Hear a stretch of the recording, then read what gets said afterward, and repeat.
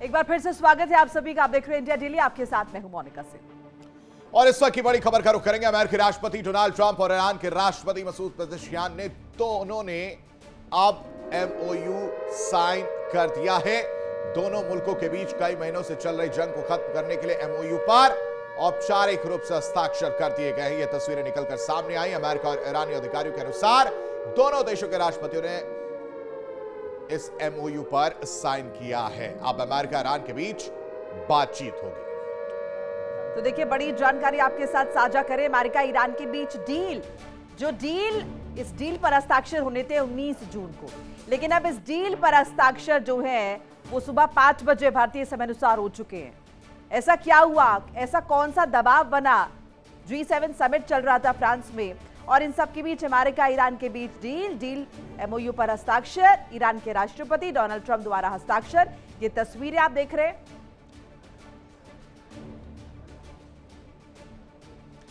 America के राष्ट्रपति Donald Trump ने हस्ताक्षर किया है। ईरान के राष्ट्रपति मसूद पेज़ेश्कियान ने भी साइन किया है। तो देखिए, तस्वीरें आपको दिखा रहे हैं। अमेरिका के राष्ट्रपति डोनाल्ड ट्रंप और पेज़ेश्कियान के बीच डील पर हस्ताक्षर, और जैसा कि जानकारी मिल रही है भारतीय समय अनुसार सुबह 5 बजे ये साइन हुआ है। आपको स्क्रीन पर भी वो एक्सक्लूसिव तस्वीरें दिखा रहे हैं। तो वो दो तस्वीरें जरा एक बार जल्दी से रख देते हैं। देखिए, ये दो तस्वीरें आपके सामने हैं। पहली मसूद पेज़ेश्कियान जिसमें डोनाल्ड ट्रंप और उनके साइन नजर आ रहे हैं। उसके बाद से दूसरी तस्वीर जिसमें डोनाल्ड ट्रंप और इमानुएल मैक्रोन आपको नजर आ रहे होंगे। इस दौरान ये साइन किया गया, लेकिन सवाल ये है कि जेनेवा में ना जाकर ये पेरिस में ही साइन क्यों किया गया? ये भी बहुत जरूरी है समझना। ट्रंप और पेज़ेश्कियान ने एमओयू पर साइन कर दिए, यानी 111 दिन से चला आ रहा ये युद्ध अब कहीं ना कहीं फिलहाल के लिए 60 दिन के हिसाब से थमता हुआ जरूर नजर आएगा। अब 60 दिन के अंदर जो 14 पॉइंट्स हैं इस एमओयू में, उस पर बातचीत जो है वो की जाएगी। रजामंदी जो होगी, एक दूसरे को अपनी बातें जो है ये रखते हुए नजर आएंगे, और फिर आगे 60 दिन के बाद क्या यही तस्वीर रहने वाली है? ये भी बड़ा सवाल है। और जैसे कि एंटिसिपेट हम कर रहे थे कि G7 समिट चल रहा है, और ऐसे में कहीं ना कहीं तमाम देशों के बीच चर्चा का सबसे प्रमुख मुद्दा ईरान अमेरिका के बीच ये डील, इसके साथ साथ मिडिल ईस्ट में कैसे शांति व्यवस्था कायम की जाए। और शायद यही वो दबाव है, शायद यही वो बड़ी वजह है जिसकी वजह से ये डील जो है वो 19 जून की जगह आज सुबह 5 बजे तकरीबन साइन हो गई है।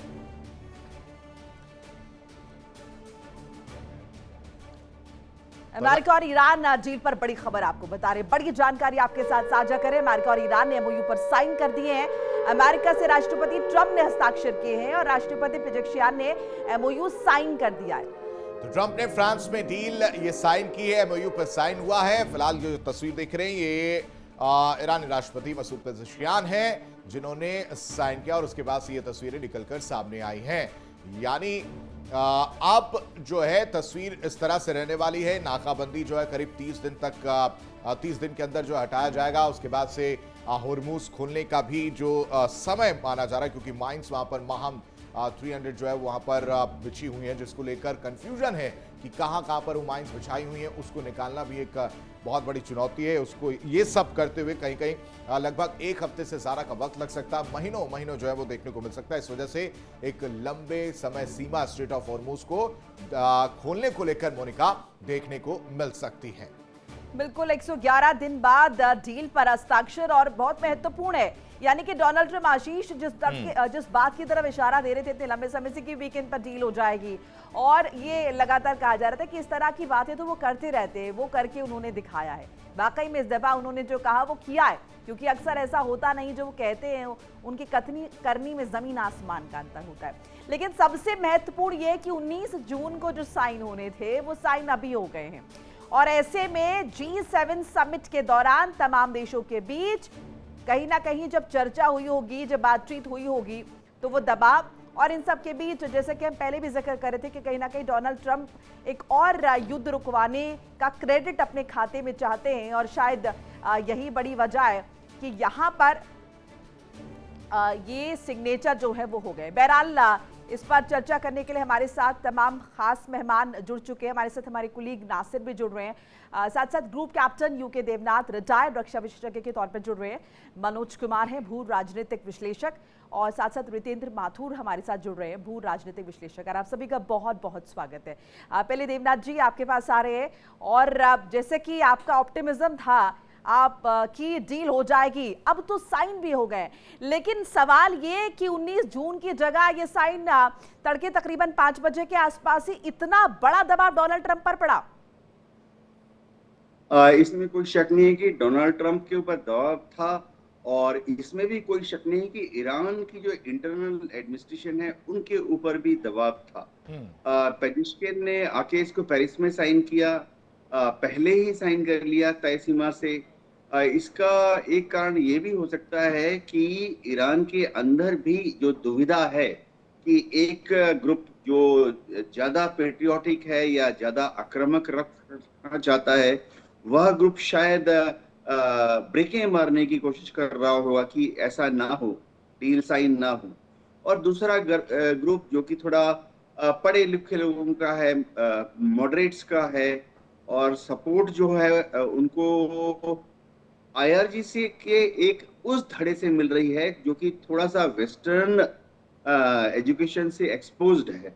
आईआरजीसी के जो ऑफिसर्स हैं उनमें एक धड़ा ऐसा भी है जो कि शायद इतना कट्टरपंथी नहीं है। तो इसीलिए पेजिशकिन ने इसके पहले की इंटरनल दबाव इतना ज्यादा हो जाए कि 19 तारीख तक एक ईरान के अंदर से ही ऐसा प्रेशर आए कि नहीं साइन करना है, झुकना नहीं है, तो उन्होंने एडवांस में ही साइन कर दिया। अच्छी बात भी ये भी है कि G7 अब अपना ध्यान जो है दूसरे मुद्दों पर लगा पाएगा। देखिए G7 पूरी तरह से डोमिनेट हो गया था ईरान के मामले से, तो कम से कम अब G7 अपने ओरिजिनल मूल उद्देश्य की तरफ जा सकेगा। जी बिल्कुल। मनोज जी का रुख कर लेते हैं। मनोज जी, एक राहत भरी खबर, एक अच्छी खबर के तौर पर देखें, या 60 दिन बाद जो है पिक्चर बदल जाएगी, क्या लगता है आपको? मुझे ऐसा लग रहा है कि ये बहुत ही महत्वपूर्ण डिसीजन है और बहुत ही महत्वपूर्ण सूचना है। इस तरह की सूचना के लिए हम लोग पिछले 3 महीने से कोशिश कर रहे थे कि किसी न किसी रूप में दोनों देशों के बीच समझौता हो जाए ताकि विश्व में शांति हो। जिस तरह से अर्थव्यवस्था जो है उतार चढ़ाव हो रहा था, खास करके भारत में भी हम लोग देखा कि तेल का भी भाव बढ़ा, गैस का क्राइसिस की भी जो हम लोगों का सामना करना पड़ा। हालांकि संभव जो है भारत सरकार ने इसको मैनेज कर लिया, और एक बहुत ही अच्छा न्यूज़ है। और मुझे ऐसा लग रहा है कि आने वाले समय में अर्थव्यवस्था में जो उतार चढ़ाव हम देखते थे उसमें स्थिरता होगी। और जिस तरह से वार्षिक की संधि हम लोग पढ़ते थे कि जब फर्स्ट वर्ल्ड वॉर हुआ था तो वहाँ पे सबसे पहले यहाँ पे ही समझौता हुआ था। और जिस तरह से हम लोग देख रहे हैं कि G7 का जो एक सम्मेलन यहाँ पे हो रहा है, और मुझे ऐसा लग रहा है कि डोनाल्ड ट्रंप ने इसका फायदा उठाते हुए एक दिन पहले ही उन्होंने सिग्नेचर कर दिया, क्योंकि एक ऐतिहासिक जगह पे थे डोनाल्ड ट्रंप। हो सकता है कि आज उनका कहीं और इंगेजमेंट हो, इस लेकर के भी ऐसा लगता है कि एक दिन पहले ही कर दिया और एक ऐतिहासिक जगह पे उन्होंने इस तरह का समझौता किया है। तो इसको लेकर के अमेरिका में भी एक मैसेज जाएगा, और अपने ऑडियंस को, मागा को, नॉर्मली हम लोगों ने कल स्टेटमेंट एक देखा था डोनाल्ड ट्रंप का कि आई एम द बॉस। जिस तरह से जिस सम्मेलन में G7 के सम्मेलन में डोनाल्ड ट्रंप वहाँ पे गए हैं और अपने आप को एक सुपर पावर लेट पहुंच रहे थे, वो लेट पहुंचे थे, जिसके बाद से एक फनी वे में कह सकते हैं उन्होंने कहा कि आई एम द बॉस, जब वो लेट पहुंचे तो। खैर माथुर साहब, आज तो आपको मुस्कुराना पड़ेगा क्योंकि अब तो MOU साइन हो चुका है, कम से कम एक राहत वाली खबर है। और इसके बाद से आपके अकॉर्डिंग मैं जानना चाह रहा हूं, आपके विश्लेषण के अकॉर्डिंग मैं जानना चाह रहा हूं, क्या सिनेरियो रहेगा? 14 पॉइंट्स, उस पर रजामंदी हो जाएगी 60 दिन में, सब कुछ चंगा चंगा, या फिर उसके बाद से कहानी बदल जाएगी? सबसे बड़ी बात है, एक स्वागत योग्य दिन है आज का, एक अच्छे डील हुई है, और इस पे एक रास्ता खुलता है कि जो पूरा का पूरा गल्फ में इतने समय से उधम मचा हुआ था उसको एक रास्ता मिलेगा कि इसको नहीं करना है। एक तो बात तय हुई है, और इसको जल्दीबाजी में जो किया तो वो मौके का फायदा उठाया उन लोगों ने कि जैसे डोनाल्ड ट्रंप ने देखा कि G7 के देश यहाँ बैठे हैं, यूरोप के लोग सारे बैठे हैं, इवन भारत के प्रधानमंत्री नरेंद्र मोदी भी बैठे हैं वहाँ पे, तो सब लोगों के सामने उन्होंने इस डील को साइन करके दुनिया के जो सामने एक प्रस्ताव रखना था कि हम भी शांति भी चाहते हैं, तो शांति का प्रस्ताव रखा उन्होंने और सबके उससे एग्रीमेंट भी किया।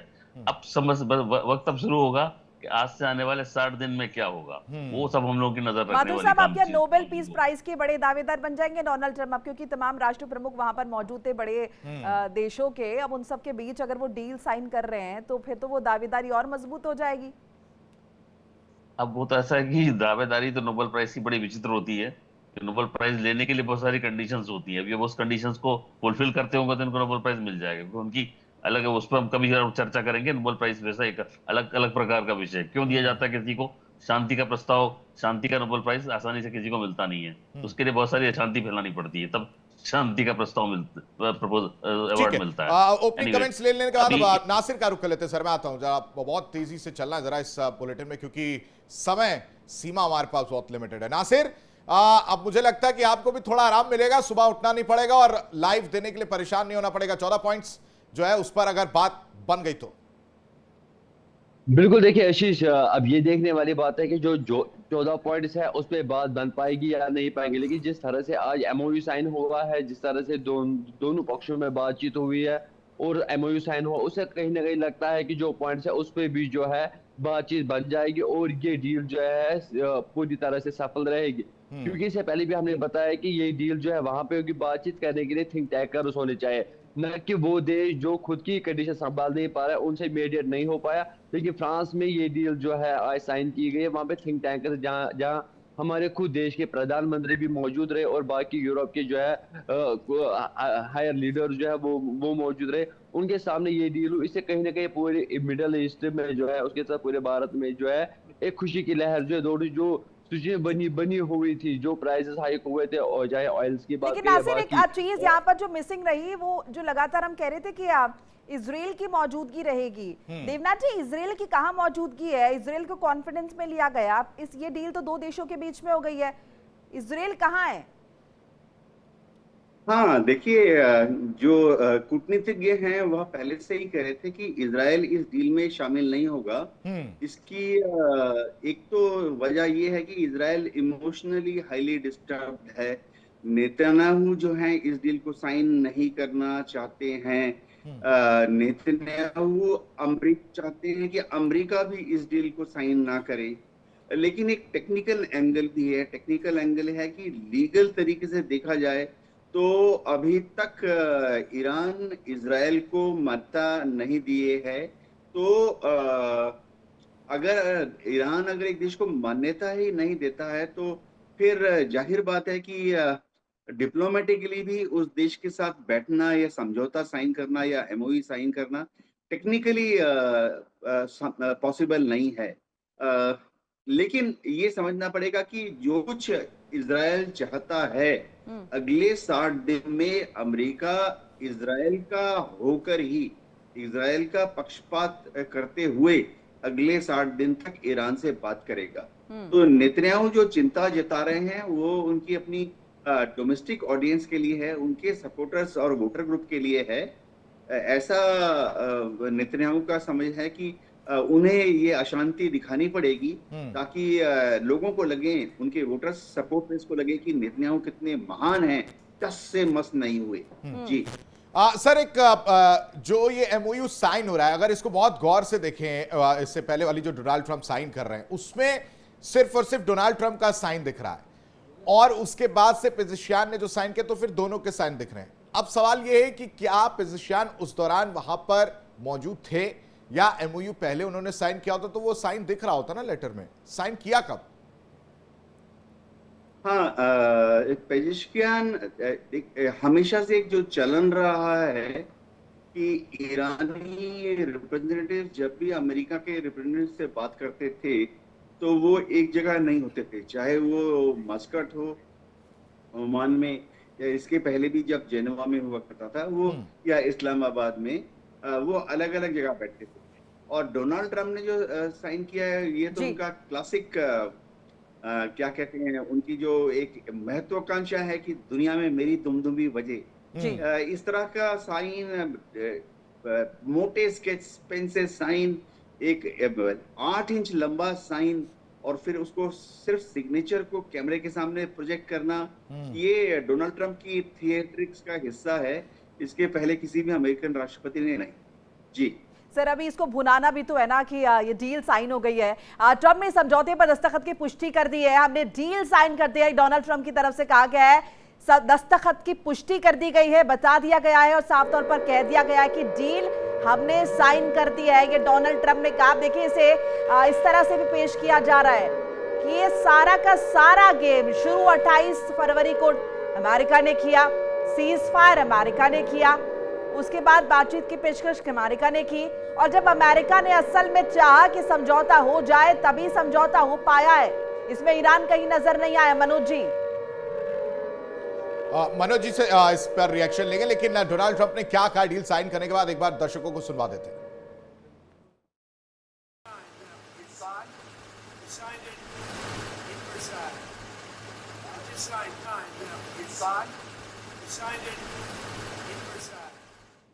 साइन कर दिया है, ये डोनाल्ड ट्रंप कहते हुए सुनाई दी। मनु जी जल्दी से।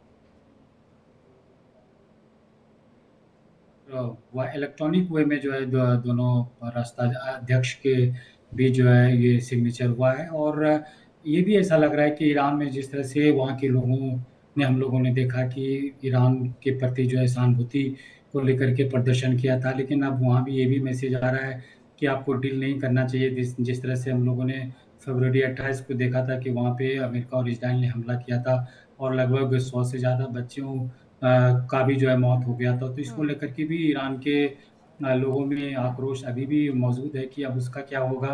तो मुझे ऐसा लग रहा है कि वो दोनों कंट्रीज़ ने ऐसा देखा कि वो एक दिन पहले एक मैसेज दे दिया जाए वर्ल्ड कम्युनिटी को कि हम लोग जो है इस डील को सिग्नेचर कर दिया गया है।